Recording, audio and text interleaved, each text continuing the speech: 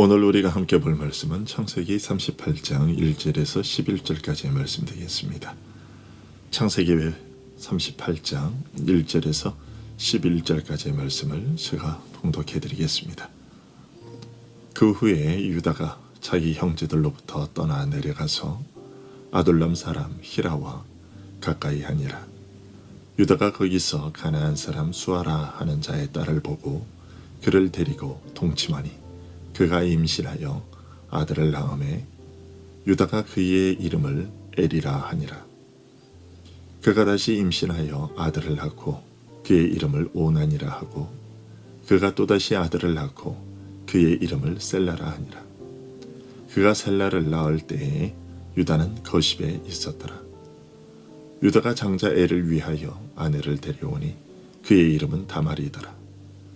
유다의 장자 엘이 여호와 보시기에 악함으로 여호와께서 그를 죽이신지라. 유다가 오난에게 이르되 내 형수에게로 들어가서 남편의 아우된 본분을 행하여 내 형을 위하여 씨가 있게 하라.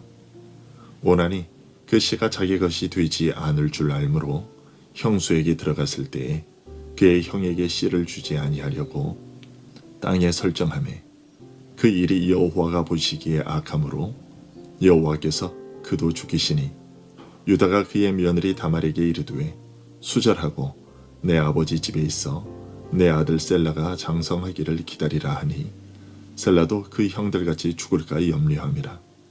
다말이 가서 그의 아버지 집에 있으니라. 아멘.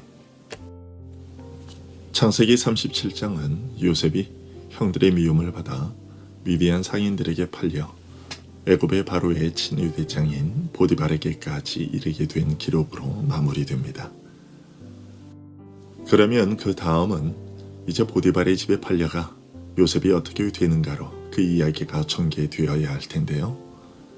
하지만 그 이야기는 39장에 가서야 나오고 그 중간에 끼인 오늘 본문 38장에서는 요셉을 미디안 상인들에게 팔아버리자고 제안했던 유다의 이야기가 나옵니다. 이렇게 문맥과 동떨어져 보이는 유다의 이야기가 중간에 등장하는 이유와 그 사건의 의미는 무엇일까요?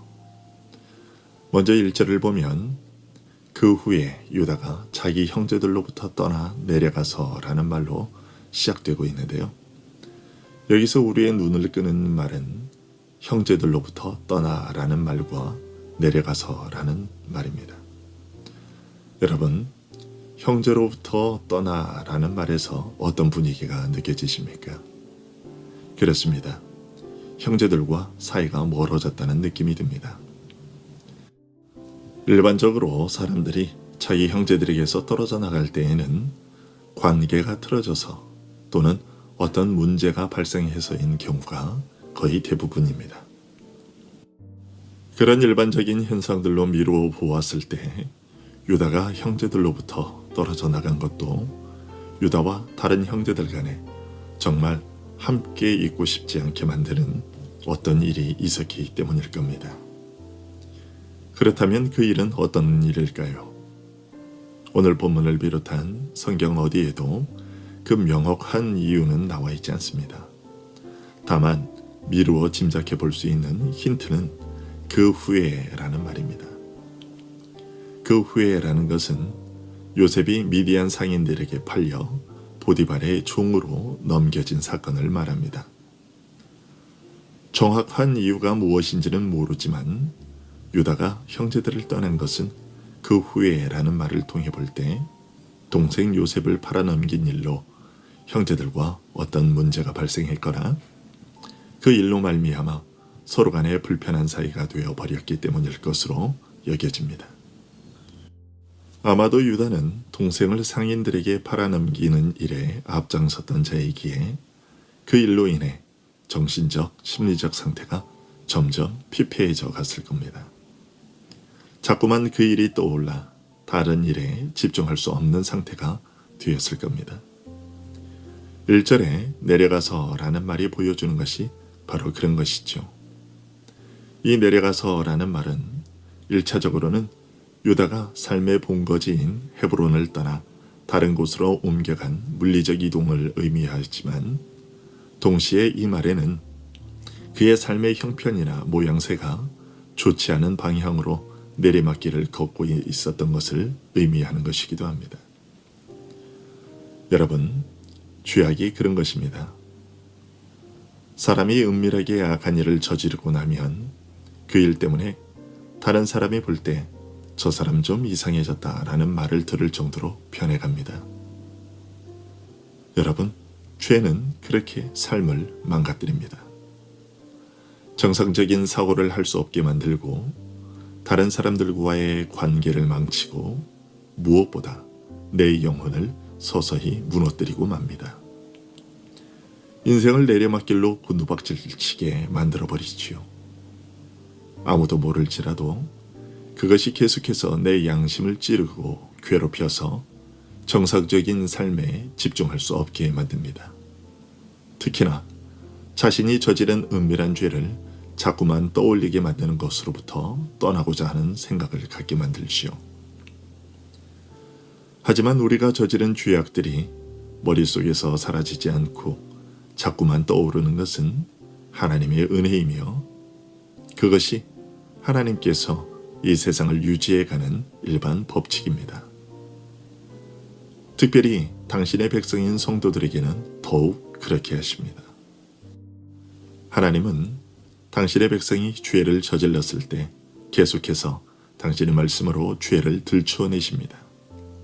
그가 회개하고 돌이킬 때까지 계속해서 말씀으로 괴롭게 하십니다. 그것은 우리로 하여금 죄를 깨닫고 돌이키도록 하기 위함이지요. 그러기에 이럴 때 우리는 속히 하나님께 우리의 죄를 자복하고 그것을 해결해야 합니다. 그렇게 되면 평안을 되찾을 수 있게 됩니다. 우리 모두가 그런 자들이 될 수 있기를 바랍니다. 하지만 안타깝게도 이와는 반대되는 삶을 선택하는 사람들도 있습니다. 죄를 깨닫게 하시는 하나님의 말씀이 듣기 싫어 말씀이 선포되는 자리에 아예 나타나지 않는 것이죠. 말씀이 선포되는 자리에서 멀어져 가는 겁니다. 그렇게 되면 결국 회복의 자리가 아닌 더욱 큰 죄를 저지르게 만드는 자리에 거하게 됩니다. 오늘 본문 2절 이하의 유다의 모습은 그것을 잘 보여줍니다. 2절을 한번 보십시오. 유다가 거기서 가나안 사람 수아라 하는 자의 딸을 보고 그를 데리고 동침하니. 여러분, 아브라함이 자신의 모든 재산을 맡은 종을 바단 아람으로 보낸 이유가 무엇입니까? 가나안 여인을 이삭의 아내로 맞아들이지 않기 위해서였습니다. 그러면 이삭과 리브가가 야곱을 바단 아람으로 보낸 이유는 무엇이었습니까? 야곱을 가나안 여인과 결혼시키지 않기 위해서였습니다. 그런데 오늘 본문에서 유다는 어떤 여인과 결혼합니까? 가나안 사람 수아라 하는 자의 딸, 즉 가나안 여인과 결혼했습니다. 동생 요셉을 종으로 팔아넘긴 유다는 그 죄악에 더해 금지된 결합을 시도하고 있는 것입니다. 유다나 그의 형제들은 자신들이 왜 할아버지인 라반의 집을 떠나야 했는지 알고 있었습니다. 그것은 하나님께서 야곱에게 약속하신 가나안 땅으로 돌아오도록 명하셨기 때문이었습니다. 그리고 자신들의 아버지 야곱이 왜 그 먼 곳 바단 아람까지 와서 자기들의 어머니와 결혼했는지를 알고 있었을 겁니다. 가나안 사람이 아닌 하나님의 약속을 이어받을 믿음의 여인을 아내로 맞아들이기 위함이었습니다. 믿음이 없는 가나안 여인과 결혼하는 것은 하나님께서 금하시는 것이었습니다. 그럼에도 불구하고 유다는 버림받은 이스마엘과 에서처럼 가나안 여인과 결혼합니다. 이 결혼에 대해 하나님께서는 어떻게 여기셨을까요? 7절부터 10절까지의 기록은 하나님께서 유다의 이 결혼을 어떻게 여기셨는지를 간접적으로 보여줍니다. 유다는 이 결혼을 통해 3명의 아들을 얻었습니다.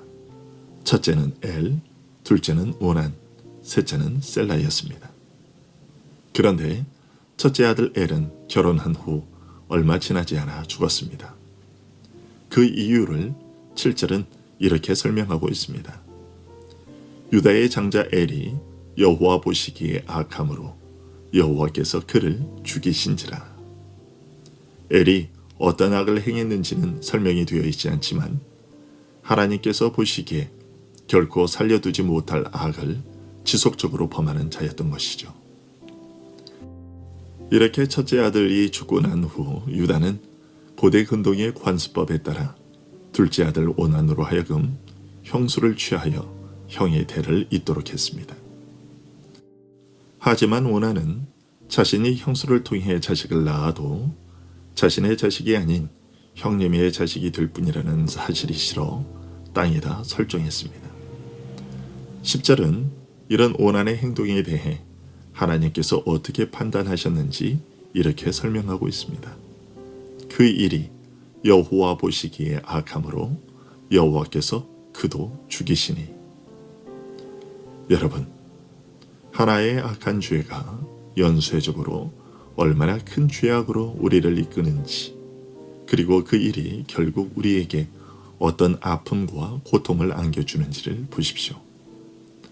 동생 요셉을 종으로 팔아넘긴 유다는 그 양심의 가책을 피하기 위해 형제들을 떠나 가나안 사람들과 어울리기 시작했고, 그러다가 하나님께서 금하신 가나안 여인과의 결혼을 저질렀습니다.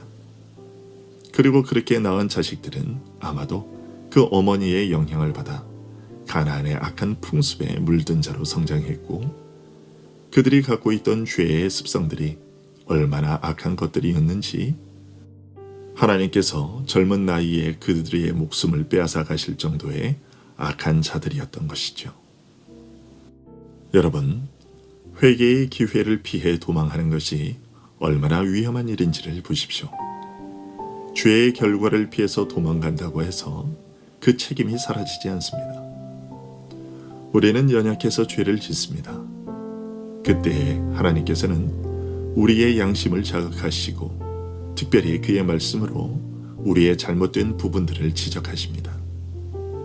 그럴 때 우리는 속히 마음을 찢고 돌이켜야 합니다. 그렇지 않고 계속해서 죄에 대한 책임을 회피하고 외면하려고만 하면 사태는 점점 심각해지고 삶에는 더 큰 슬픔과 고통이 뒤따라오게 됩니다. 그것이 하나님께서 죄를 심판하시는 방식입니다. 여러분, 하나님께서 죄 지은 것을 자꾸만 생각나게 하시고 마음을 괴롭게 하시거든 그것이 은혜인 줄 깨닫고 피하려 하지 말고 돌이켜 회개하고 하나님께 무릎을 꿇고 용서를 구하며 올바른 길로 나아갈 수 있도록 도우심을 구하는 우리들이 되기를 바랍니다. 그럴 때에야 더 악한 길로 나아가지 않게 되고 은혜 아래 머물며 하나님의 뜻에 합당한 삶을 살아갈 수 있게 됩니다. 죄의 각성에 대한 도피나 외면이 아닌 회개를 선택하여 회복되는 은혜를 누리는 우리들이 될 수 있기를 간절히 소원합니다. 기도하겠습니다.